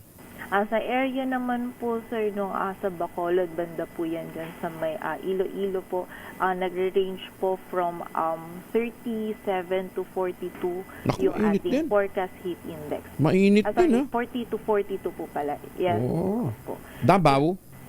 Sa area po ng Davao, ngayong araw yung forecast heat index po natin is 38 degrees Celsius. And doon nga po sa area ng Davao ngayon is doon po yung mataas naman yung chance ng mga pag-ulan po natin. At least, ma-neutralize yung mainit na panahon. Yes po, pero yun nga po, pag-iingat pa rin po dun sa posibilidad ng mga pagbaha naman po. Okay. Grace, maraming salamat. Magandang umaga. Maraming salamat din po at mag-ingat po tayong lahat. Si Grace Castañeda mula po sa Pag-asa. Magandang umaga, Pilipinas! Magandang umaga nga pala kay Ombudsman Sam Martires, ha? Ombudsman, magandang umaga. Kaagang gumigising pala ni Ombudsman, ano ha? At magandang umaga din po sa mga taga-Department of Socialization and Travels, otherwise known as DOST. Yan. Yung sanay na sanay ho sa mga exhibit at mga foreign trips. Baka kayo may mga importanteng lakad, magmaon ng proteksyon laban po sa mikrobyo, magmaon ng family alcohol. May dalawang formulation ng family alcohol na pwede nating pagpilian. Yung family 70% isopropyl alcohol, especially prepared for clinics, hospital, pharmacies, laboratories, pero okay na okay po sa mga households. Very effective yan sa disinfection at sterilization. Ganyan na bagsik ng family, 70% isopropyl alcohol, maghapon man natin gamitin, no problem. Hindi po manunuyo ang ating mga kamay dahil meron po itong moisturizer. Yun namang mabangong family rubbing compound improved alcohol. Yan ho yung mabangong isopropyl alcohol na ginagamit po ng mga masahista, mga barbero, mga doktor, mga nurse, mga komedrona for sponge baiting and other cleansing purposes. Family rubbing alcohol parang DCRH book na sa mahabang panahon. Mabibili sa namang butik at convenience stores nationwide. Family rubbing alcohol hindi lang pampamilya, pang sports pa. Magandang umaga, Pilipinas! Ay, magandang umaga kay Justice Max De Leon ng Court of Appeals. Nakabalik na ba sila Chief Justice Gismondo? Baka nasa Baguio pa, no, ha? Oo. Justice Raul Villanueva, magandang umaga din po sa inyo at kay Mami Sally, ha? Ingat-ingat po sa tuwi-tuwi na. Magandang umaga din kay Ambassador Harry Angping, Congressman Ador Plato ng Bulacan, good morning, ano, ha? At syempre kay Congressman Biong Garing, Kong Biong, magandang umaga. At saka syempre kay Ma'am lagi ko nakakalimutan banggitin kay board member Bing Solis dyan po sa Mindoro. Ayan, number 8 daw po sa inyong balota sa District 2, si Bing Solis, si Ma'am Bing Solis. Ayan, syempre huwag na natin kalimutan batiin po ang mga taga-Oriental Mindoro, lalong-lalo na si Ma'am Joanna Valencia, ang nagbuklod ng mga barakong politiko dyan po sa Oriental Mindoro para solusyonan na ang matagal na problema sa kuryente nila. Magandang umaga, Pilipinas! Eto, ang makakausap po natin ay sasagot sa tanong ni Engineer Ray. Yan, kasi sabi niya, bakit kaya wala pa naman akong edad ng golden, wala pa siya sa golden age. Bakit nakakaranas na ako ng paglungkot ni Junior? Yan, kabata-bata ko pa, meron akong erectile dysfunction. Ayan, huwag kang mag-alala, Ray. Maraming ganyang may mga problemang idinudulog sa atin. Kaya ngayon, tanungin ho natin ang eksperto pagdating ho sa ED, erectile dysfunction, not because of his experience, but because of his learnings. Baka hindi na sumagot si Sir Brian. Brian, magandang umaga sa inyo, Sir Brian Posadas. Good morning, Kong Angel. Buti nilinaw mo yun, kasi sa napag-aralan. Hindi totoo yan. Kasi si Sir Brian ay meron pang magwa 1 year old na, di ba? Kaka-birthday lang. Kita mo, kabe-birthday lang. Hindi mo kami inimbitahan kaya hindi namin alam nag 1 year old na yung bagong baby mo. Ayan. Teka muna, Sir Brian. Bakit nga ba alam natin ang erectile dysfunction comes with age, It's age related. Pero ang daming wala pa namang senior, wala pa sa senior age, nakakaranas na ng ED. Why is that? Okay. Yung pagkakaalam kasi natin that it's age-related, hindi siya actually sa age, Kong Angel. It's the condition of the people coming on of that age. Ibig sabihin, habang tumatanda ang isang lalaki, na nagkakaroon tayo ng poor blood flow circulation. Again, it's always about blood flow circulation. So kapag may problem na yung blood flow natin, papunta doon sa kay Manoy, no? Ang nangyayari, nahihirapan siya magkaroon ng ma-maintain yung erection or even magkaroon ng erection. So ano usually yung nangyayari kapag adult, no? Yung mga matanda na nasa golden years kagaya na nabanggit mo, usually pag may hypertension ka kasi, nadadamage yung blood vessel mo. Pag may diabetes ka, possible na yung nerve and blood vessel mo may damage going there. Pag mataas yung cholesterol, nagnanarrow yung arteries, naglilimit yung circulation. Or kapag may heart disease, no? Kasama rin dito kapag tumatanda tayo, minsan nagkakaroon tayo ng hormonal imbalance, lower testosterone na na-affect yung libido. And that's common again for diabetic. And may mga maintenance medication that has an effect on that on the erectile dysfunction, and this includes your beta blockers, no, and some other medication. So yan yung common na alam natin. So kaya parang pagka sinasabi natin na ang erectile dysfunction is usually happening for adult, it's because of that medical condition. But we also fail to understand, no, hindi natin na pag-uusapan kasi na erectile dysfunction also has can also be caused by psychological factors. Meaning it's not physiologic but it's psychologic. So for example, when you have performance anxiety, meaning meron kang pressure that you should perform well. Kasi sa maraming bagay, no, pag nag-uusap, nape-pressure ka na dapat when I go to this activity, I should perform well. So ang nangyayari, your body is responding from fear instead of arousal, no? So yun yung reason kung bakit minsan hindi siya nagpaparamdam, no? Hindi sumasaludo, no? Kasama dito yung stress. Ikaw naman masyado ka pang mahihayin, sabihin mo tumitigas. Kasi baka may mga batang nakikinig. Wala, mga senior nakikinig mga ganitong oras, bibihira bata kasi wala nang pasok.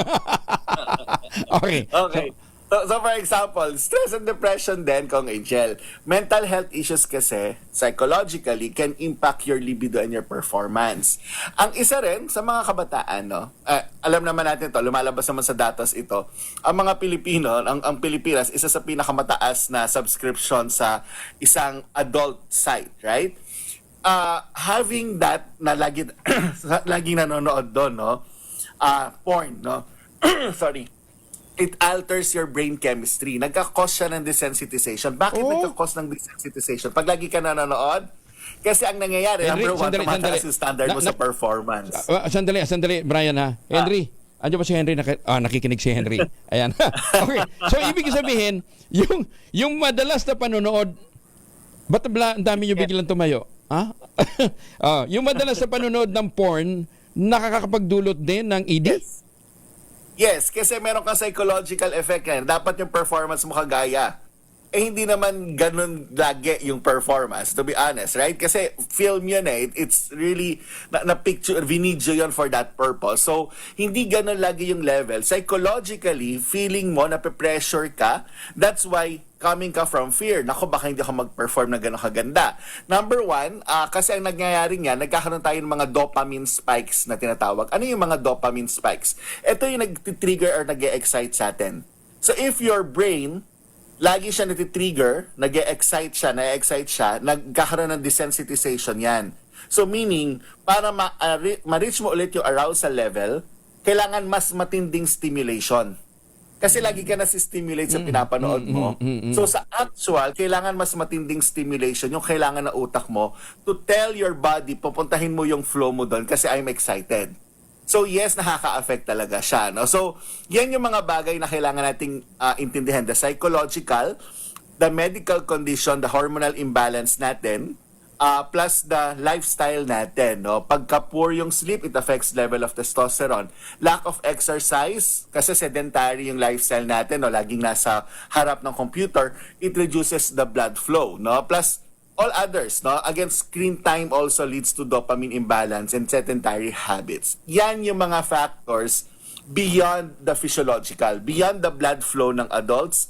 Yung psychological and hormonal imbalance also happens. Kaya kahit bata, nakaka-experience nun. So basically, one of the triggers niyan, too much dopamine strikes. No? Laging meron kang spikes ng dopamine, kaya even watching can also cause that. Ganun pala yun. Ano? Sa bagay, noong mga unang panahon, wala pang cellphone, di ba? Hindi ka kasi makakapasok sa mga adult movies, di ba? Yes. Oo, ngayon accessible kahit saan. Correct.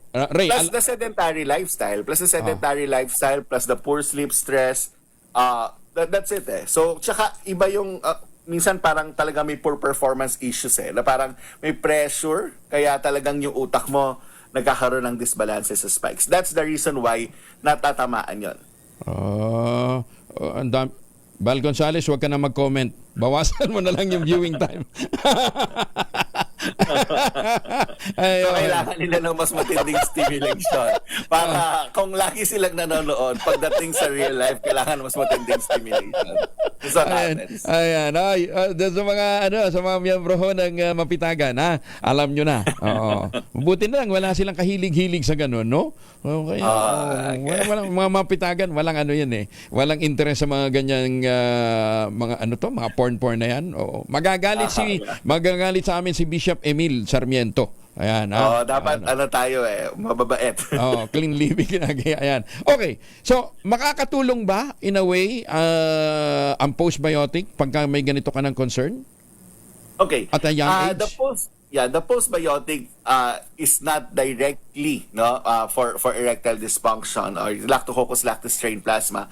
But again, kasama sa binanggit ko kasi kanina na psychological factors natin, kapag sobra na yung stress, pag laging hindi makatulog ng maayos, that's where it helps. When your body again relaxes, natatrash out ngayon, lalabas niya lahat yan. But at the end of the day, kailangan maganda yung tulog. So that's why your postbiotic Ultabio can also help. Kasi nga, when you have a better sleep, you will have a better performance. So mas nade-drain yung mga kailangang ma-drain sa katawan natin. It gives you better health. So that's the reason why may better performance yan. So usually ganun yung effect niya. Plus again, ang sinasabi nga natin dyan, when you have better sleep, even yung mga arteries natin, it also nawawala yung inflammation. So, maaaring makatulong sa blood flow circulation. But it's not the same as your other vitamin V's, na laging hinahanap mo, Kong. Ano yun? Hindi ako makarelate. Iniinom lagi. Hinahanap ng iba pala. Hinahanap ng iba. Hindi kagaya na pag inom, magti-trigger yung blood flow circulation. Ito, it's not that, but it prevents. It's more of prevention and it helps in improving the performance. Ayan, mabuti na lang niliwanag mo yun kasi biglang nag-react si Huel. Ayan. So, pero change of lifestyle talaga, ha? Kung bata pa kayo at medyo lupay-pay na, at hindi na kayo pinaninindigan ng inyong mga anong tawag dito? Punong ugat. Ayan, ha? Kinakailangan mag-change na ho kayo ng lifestyle. Bawas-bawasan nyo ang screen time sa mga porn sites. Ayan, ha? Klaro. Dapat may sapat na tulog. Dapat may sapat na tulog, sapat na pahinga, at dapat din nag-exercise, ha? Sir Brian, thank you for joining us. Magandang umaga, ha? Thank you so much, Kong Angel. Belated happy birthday sa inyong bagong baby, ha? Salamat. 1 year old na. Next time kasi imbitahin mo kami para hindi na nakalimutan. para announce natin na nag 1 year na yung bata. Thank you, Sir Brian. Magandang umaga. Bye-bye. Si Brian Posadas ng Tuyaxis Health Ventures. Maganda umaga, Pilipinas! Kita mo pa, ikaw talagang malu. Ngayon ka magbibigay ng tanong tawag mo na lang kay Brian. Sino ba nagpapatanong? Si ano? Ba't kayo ganyan? Pag ED ang pinag-uusapan, ang dami-dami nyo. Masyado kayong tutok na tutok sa pakikinig, ha? Maganda umaga, Pilipinas! Kasama din sa programa ng 108 Toda Action Party List na gawing madalas ang pagsasagawa ng medical mission para sa mga tricycle driver at mga operator kasama ang kanilang pamilya. Ayon kay dating Valenzuela City 3-term Councilor Robin Feliciano, dahil sa hirap sa buhay, marami ang Toda members ang walang kakayahang magpa-check up sa doktor. Ito ang dahilan kung bakit kasama sa agenda ng Toda Action ang maging prioridad sa mga medical mission ng mga komunidad kung saan matatagpuan ang maraming tricycle driver. Sinabi pa ng first nominee na umulan umaraw, nasa lansangan kasi ang mga driver kung kaya't sila ay prone sa mga sakit at iba pang mga karamdaman. Maganda umaga, Pilipinas! Ayun, mabuti na lang nilinaw ni Malo Cabral, wala pa pong problema si Sir Aya. Yan, klaro ho yan. Pero, ano yan? Hindi na magaling magbasa. Yung malinaw. Hindi na magaling magbasa ng report. Ayun. Nililinaw ko lang. Ay, sus may Ginoo. Sige daw sa mga naghahanap ng magandang pangpasalubong. Lalong-lalo na yung pauwi ng Holy Week. Huwag na kayong magpasalubong na imported na tsokolate dahil meron po tayong tangerine chocolate. Ang tangerine chocolate po ay produkto ng mga magniniyog, ng mga magsasaka dyan po sa lalawigan ng Quezon. Natulong po ni Dr. Helen Tan, yung pong mga planting material ng kakao galing Davao. Hinakot po yan para maitanim sa ilalim po ng mga nyugan. Available sa 0919-095-5935. Ang tangerine chocolate po ay may mahigit 10 variants. Ang mga raw material ay galing din po sa ani ng mga magsasaka. I-check po ninyo sa tangerinechocolate.ph kung ano-ano yung mga variants na yan. Sabi nga ni Dr. Helen Tan, sino bang magmamalasakit sa Pilipino kundi ang kapwa Pilipino, kaya't sa bawat tangkilik natin ng tangerine chocolate, pinalalakas natin ang loob ng ating mga magsasaka, pinalalakas natin ang ating lokal na ekonomiya. Tangerine chocolate 100% gawang lokal but taste and looks global dahil tinulungan po ito ng DOST at ng DTI. Sabi po ni Dr. Helen Tan, tangkilikin natin ang tangerine chocolate dahil ito'y 100% gawang atin. Maganda umaga, Pilipinas! 23 makalipas ang alas 5 ng umaga.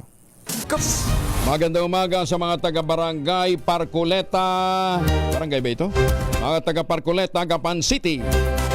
Binuhay ng 88 Agri Party List ang panawagang imbestigahan ang pagkakatuklas sa 11 billion pesos na lagaan ng expired na gamot at bakuna sa mga bodega at pasilidad ng Department of Health. Ginawa ni Agri Party List Representative Wilbert Manoy Lee ang hakbang matapos ipaabot ni Senator Joel Villanueva ang kaparehong panawagan sa pamamagitan ng Senate Resolution 1326. Sinabi ng kinatawan na dapat may managot sa naturang kapabayaan, lalo na't hindi biro ang perang pinag-uusapan sa nabanggit na usapin. Mismo ang Commission on Audit na nagsiwalat na dahil sa tagal ng pagkakaimbak sa bodega, umabot na ng expiration ang 11 billion pesos na lagaan ng bakuna at iba pang mga gamot. Okay, good news tayo Isang linggong libre ang sakay sa MRT3 at LRT2 ng lahat ng mga veterano sa April 5 hanggang April 11. Kaugnay ito ng selebrasyon ng ika-83 araw ng Kagitingan at Philippine Veterans Week. Sa abiso ng pamunuan ng MRT3 at LRT2, kailangan lamang o kabilang sa malilibre sa sasakay ay isang kasama. Yan. Kailangan may companion daw po yung veterano. Kailangan magpakita ang veterano ng kanilang valid Veterans ID na inisyo ng Philippine Veterans Affairs Office. Nananawagan naman ang Aksyon Dapat Party List number 26 sa balota sa Department of Agriculture na lagyan ng MSRP ang mga agricultural products na araw-araw binibili ng mga ordinaryong pamilyang Pilipino upang mapanatili ang presyo nito. Sumangayon ang Aksyon Dapat Party List sa pangunguna ni dating Agrarian Reform Secretary Hernando Braganza sa naturang hakbangin ng pamahalaan na lagyan ng maximum suggested retail price ang lahat ng mga agricultural products kabilang na ang itlog at bawang. Sinabi ng Aksyon Dapat na ang hakbang na magkaroon ng MSRP ang lahat ng mga agricultural produce ay magsisilbing panlaban sa kartel na maaaring magdikta ng presyo. Binigyan din pa ng Aksyon Dapat Party List na makatutulong ang MSRP sa agricultural products kabilang ang bawang pati na sa mga itlog na maaaring araw-araw na ginagamit na ulam ng ating mga kababayan. Nabunyag naman sa pagdanig ng Senate Committee on Foreign Relations na may 80 pahinang planong Operation Pursuit na ginamit sa pag-aresto kay dating Pangulong Rodrigo Duterte. Ipresenta ng chairperson ng komite na si Senator Amy Marcos ang bahagi ng panayam ng media kay CIDG Director Major General Nicolas Torre III kung saan inamin ito may Oplan Pursuit laban sa dating presidente. Sinabi din ni Torres sa naturang pahayag na hindi biglaan. Matagal na nakaplano ang pagdakip kay dating Mayor Digong. Iniutosan niya ni PNP Chief General Romel Francisco Marbil ang Operation Pursuit. Nagsimula ang pagpaplano noon pang Enero ng 2025, taliwan sa press release ng mga opisyal ng gobyerno. Nais naman ni Senator Amy Marcos na humingi ng kopya ng 80 pahinang Operation Pursuit. Maliwanag na ang PNO had prepared a secret plan, Oplan Pursuit, to detain PRRD, including scenarios of arresting him either in Manila or Davao. It also contained maps of properties of the former president, his partner, his allies, with arrows labeling the nearby streets where the PNP could access the property. Sana hihingi ako ng kopya nitong 80-page plan called Operation Pursuit. At gusto ko rin sana malaman, katulad ng sambayanan, kung kailan nag-umpisa umpisa to. Dahil obviously, itong Operation Pursuit was concocted weeks, if not months before March 11. Panay ang sabi nila, nagulantang daw sila nung dumating nung March 11 ng umaga. Pero mukhang hindi naman yata totoo to. Hindi naman yung Interpol o yung diffusion notice na dumating ng March 11 ng 3 a.m. ang nag-umpisa nitong lahat. Kundi, nung nakaraang taon pa, Mayo pa lang, klarong-klaro na. Samantala, binunyog din ni Senator Amy na iisa lamang ang private plane na naglipad kay Mayor Digong patungong The Hague, Netherlands at sa ilang beses na ginamit ng Pangulong Marcos kabilang pagbisita nito sa Lawag, Ilocos Norte. Ngayon, may nagpadala rin sa akin kasi ng hamon sa totoo lang. At dahil nga, ang pagkasabi ng isang empleyado sa CAAP, eto naman text lang. Hindi daw authorized magpa-charter tong eroplanong to dahil personal lang naman to. So tinatanong ko kung sana nandito si Secretary John Vic, who authorized the charter or lease since it was a private aircraft, and if it was paid for by the Office of the President, saan yung bid documents? Alam naman natin ang mode of procurement, tapakahaba kahit ano pang proseso.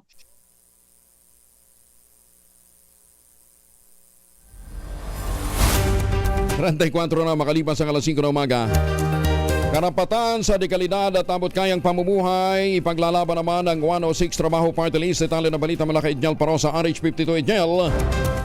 Layunin ng 106 Trabaho Party List na isulong at ipaglaban ang karapatan ng bawat manggagawa para sa dekalidad at abot kayang pamumuhay nang di nauubos ang pinaghirapang sahod. Sa kanyang talumpati sa Yormes Choice Rally sa Maynila, inihayag ni 106 Trabaho Party List Second Nominee Ninay Chavez na hindi dapat maubos ang pinaghihirapang sahod ng mga manggagawa sa buwanang bayarin gaya na lamang ng kuryente, tubig at pampaaral sa mga anak. Ayon kay Chavez ng 106 Trabaho Party List, iisa lang ang sinasabi ng mga nakausap nila sa pag-ikot sa Maynila, ang magkaroon ng makatarungang sahod. Inihayag ni Chavez na 106 Trabaho Party List na simple lamang ang kanilang layuning mapagaan ang trabaho ng mga Pilipino. Ilan pa sa mga isinusulong na 106 Trabaho Party List ay ang pagbibigay ng patas na oportunidad sa lahat ng pagtatrabaho, pagbibigay ng non-wage benefits sa mga manggagawa, pagkakaroon ng sentralisadong job vacancy database at mga reforma sa pulisya sa paggawa. Samantala, asahan namang iikot muli ang 106 Trabaho Party List sa Navotas at Babiyay sa Dipolog, Zamboanga del Norte sa mga susunod na araw upang ihayag sa publiko ang kanilang mga platapormang magpapalakas sa mga manggagawa. Ito si Edniel Porrosa, nag-uulat para sa DZRH. Una sa Pilipinas, una sa Pilipino. Maraming salamat, Edgel. Ay, magandang umaga sa mga taga-Pasay. Lalong yung mga negosyanteng nagre-reklamo, ha? Bakit daw parang may padrinong sinasandalan tong may-ari ng Wawi Market dyan sa Pasay, na hanggang ngayon pala wala pang business permit, ha? Na permanente. Paano magkaka-business permit? Ala po itong clearance mula sa LLDA, wala din pong certification galing sa DENR. Ang may-ari po nito ay Councilor Wawi Manguera dyan po sa Pasay. Ayan, ha?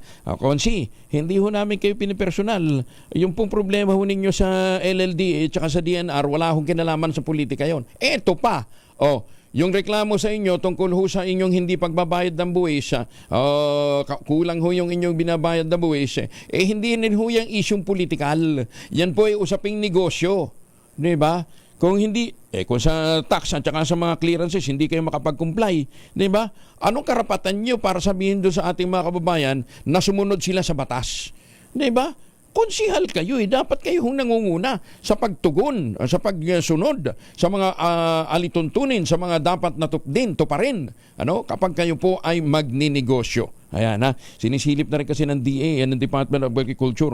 Mukhang bagsakan din ng smuggled na mga imported agricultural produce. Ito pong Wawi Market. Ayan, ha? Ay, sus may Ginoo. Sasabihin nyo, kayo ay napupolitika. Hindi po. Magandang umaga, Pilipinas! Ibigay nyo ho yung, ilabas nyo ho yung mga dokumento na kinakailangan para kayo ho ma-clear. Ano ha? Oo. Uy, sino daw itong general na merong mga bagong bahay? Ayan. 5 ang kanyang bagong bahay. Ba, nasaan kaya itong mga bagong bahay na ito ni general? Oo. Kasi ayon po sa mga junior officer, 5 ang kanyang bagong bahay kasi 5 din ang kanyang mga chiching. Magandang umaga, Pilipinas! Alas 5:38. Magandang umaga, Pilipinas! Ay, magandang umaga, Big Lima. Daming milyon na gising yung diwa, ano ha? Pagka napag-uusapan talaga may kanalaman kay Junior, ha? 41 na makalipas ang alas 5 ng umaga, oras na para tayo po naman ay mag-ultabayo. Pero sabi nga ng mga dalubhasa, 2 kapsula bago matulog, 1 oras bago matulog, 2 kapsula ha. Para mas ma-enjoy natin ang benefits ng ultabayo. Ang ultabayo po ay postbiotic with Lactococcus lactostrain plasma. Dumaan po ito sa mahabang clinical trial dyan po sa Japan. Hindi po testimonial, hindi po mga kwentong kutsero, kundi mahabang human clinical trial. Ang bawat kapsula ng ultabayo ay nagtataglay ng 50 billion cells ng Lactococcus lactostrain plasma. Kaya po naman napaka-potent po nito.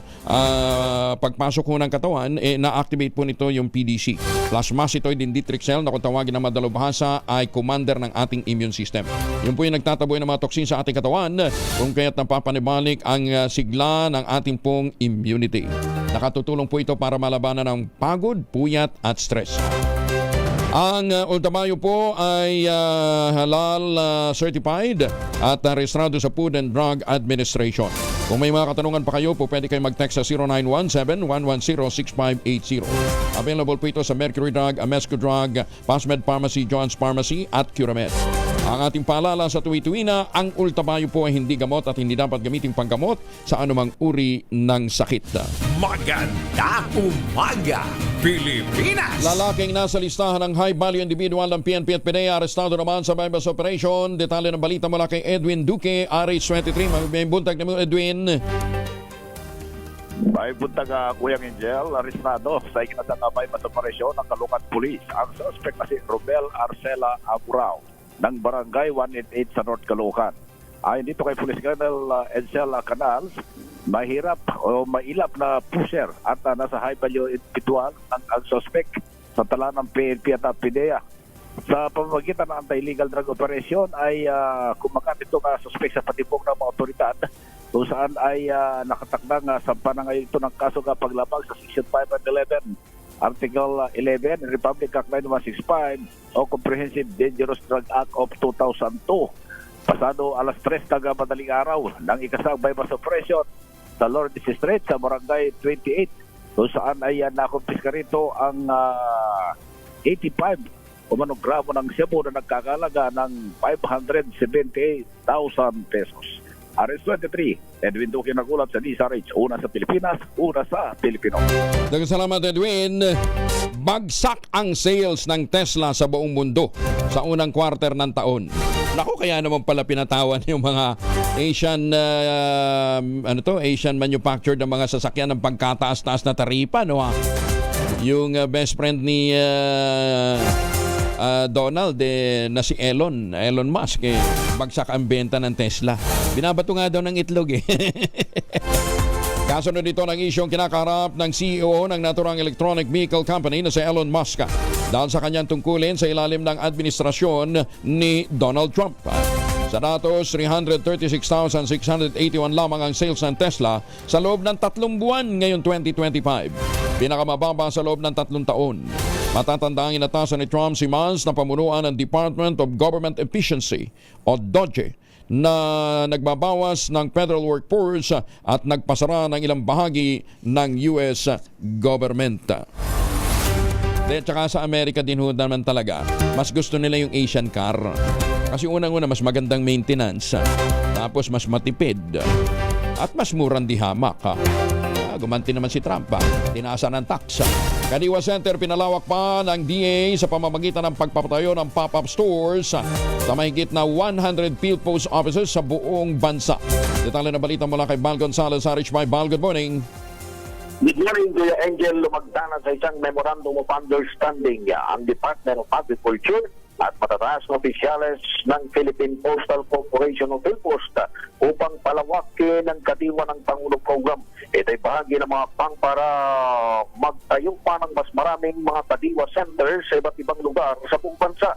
Ayon kay Agriculture Secretary Francisco Chu Laurel Jr., ang partnership na ito ay isang patunay sa kapangyarihan ng pagtutulungan at pagkakaisa ng mga institusyon upang magbigay ng serbisyo sa mga Pilipino. Sa ilalim ng kasunduan, ang DA ay magbibigay ng technical at administrative support para sa operasyon, pagtatagad ng kadiwa stores, kabilang na ang pagsusupply ng mga murang agricultural products sa pamamagitan ng mga farmers cooperatives.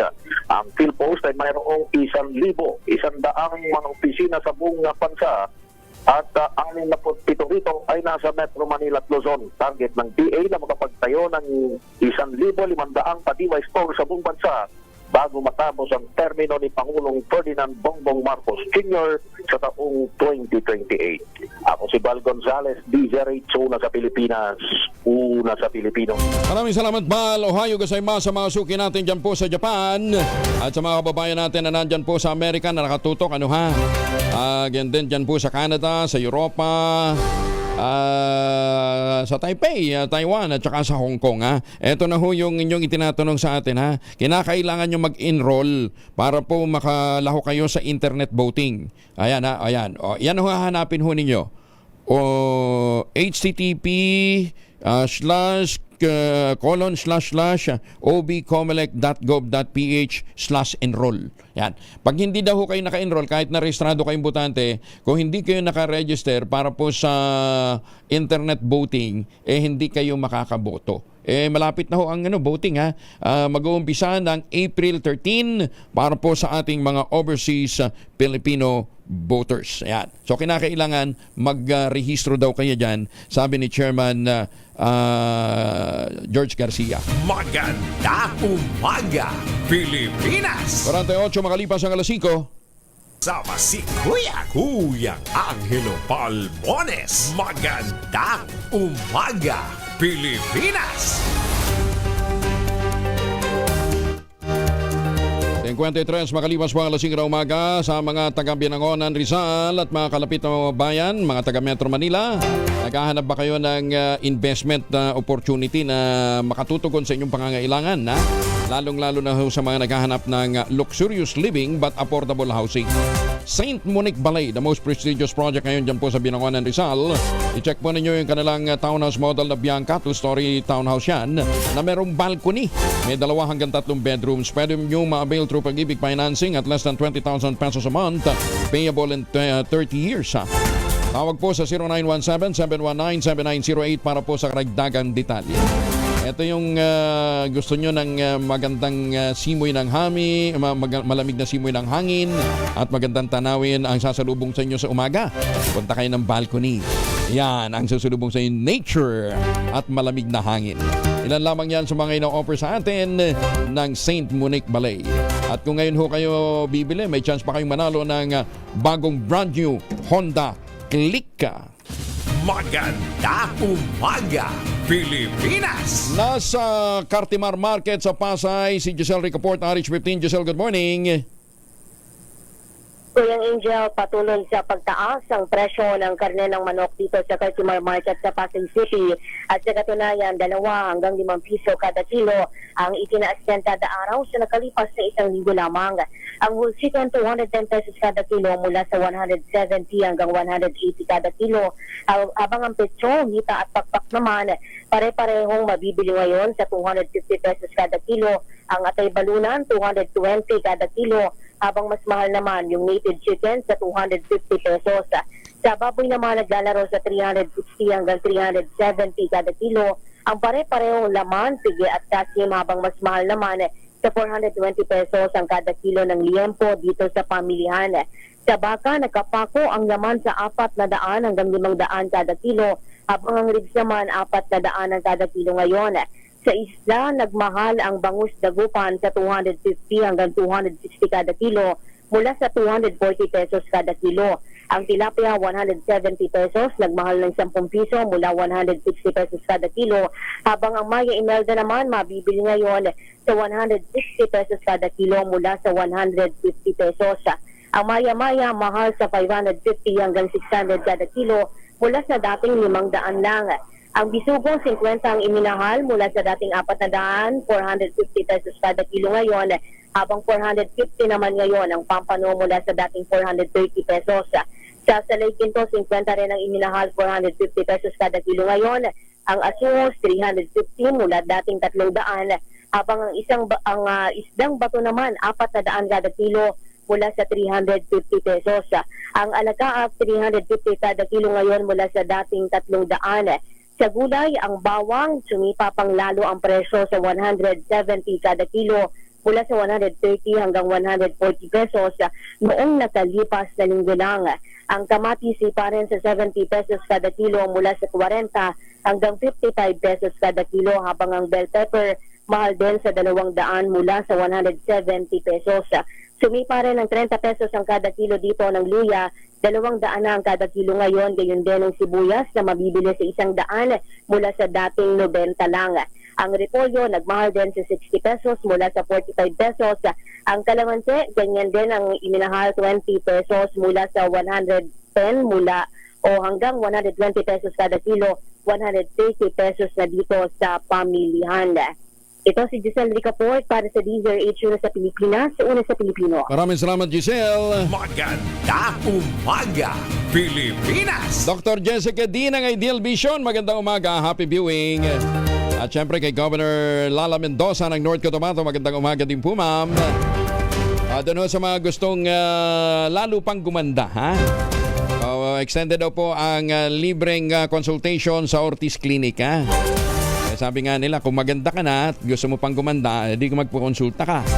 Kung maganda ka at ayaw mo nang gumanda, may pera ka, kasalanan mo na. Yan, oo. Pero kung wala ka na masyadong kagandahan at may pera ka, doon, punta ka. Mahirap na, baka madali tayo. Tsaka, ano yan, tatapos ng Women's Month. Naniniwala naman si Iloilo 3rd District Representative Lawrence Bensor na magiging mabuting presiding judge si Senate President Francis Jesus Cordero sa impeachment trial ni Vice President Sara Duterte. Sa press conference ng Kongreso, iginit ni Bensor na dahil sa isang abogado, mas magiging malawak ang pangunawa ni Escudero sa may ebidensyang iharap sa Senado at hindi na lamang aasa sa teknikalidad. May malalim din na niyang pangunawa si Escudero sa konstitusyon at mga legal na proseso, kaya siya ang nakikita nilang angkop na mamuno sa impeachment court. Paliwanag pa ng kinatawan, hindi kasing higpit ng isang criminal case ang mga panuntunan sa impeachment trial, kung saan isa lamang sa 7 articles of impeachment ang kailangang mapatunayan upang mapatalsik sa pwesto ang isang impeached official. Nakalikha ng pinakamaliit na pacemaker sa mundo ang mga scientists na magsisilbing pansamantalang heartbeat regulator ng isang pasyente. Kagaling ano ha. Ito isang wireless device na mas maliit, masabutil ng bigas at may kapal na 1 mm at 3.5 mm naman ang haba. Pwede itong iturok sa tao at makontrol sa pamamagitan ng liwanag bago ma-dissolve. Ito ang magbibigay ng alternatibong solusyon sa mga pasyente upang hindi kailanganing sumailalim sa karagdagang operasyon. Partikular na rito ang mga bata na ipinanganak na may congenital heart disease at nangangailangan ng pansamantalang pacemaker pagkatapos ng operasyon. Pwede rin itong gamitin sa mga matatanda habang nagre-recover mula sa operasyon sa puso. Bagamat ilang taon pa bago ito masubukan sa tao, itinuturing itong transformative breakthrough na maaaring magbuka sa bagong oportunidad sa larangan ng medisina. Inaasahan namang maipapakilala ito sa buong mundo, itong bagong pacemaker na ito, sa susunod na taon o dili kaya ay sa 2027. Magandang umaga, Pilipinas! Magtanim na kawayan para sa kalikasan. Kuya Angel po, si Angelo Palmona, sa giwan sa inyo na isang magandang umaga. Susunod na ang 2x2 at ang ACS Balita. Ang ating quote of the day ngayong araw na ito ay mula po kay Alexander Sobelenistyo.